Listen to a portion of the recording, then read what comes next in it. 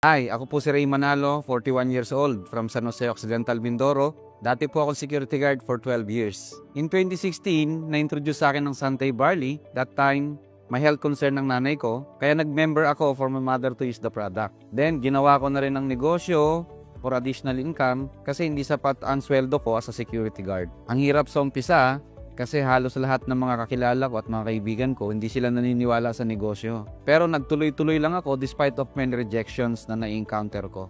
Sobrang laking tulong sa akin ng mga free trainings ng Santay kasi nabago talaga ang mindset ko at mas lalo ko pang naintindihan ang negosyo. Dahil sa Santay, natutulit akong mangarap, hindi lang para sa sarili ko, kung hindi para rin sa mga mahal ko sa buhay. Dahil sa Santay, nakapag-travel na ako in different countries. I already have not just one, but 2 cars. And right now, I already reached my first million income dito sa Santay. But the achievement that I'm really proud of is now, parte na ako ng top 30 Santay PH Elite members. Hindi madali maging successful in this kind of business. Ang importante is maging person of value tayo.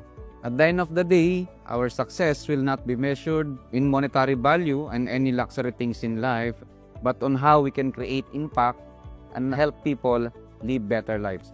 Again, my name is Ray Manalo, and this is my Santay story.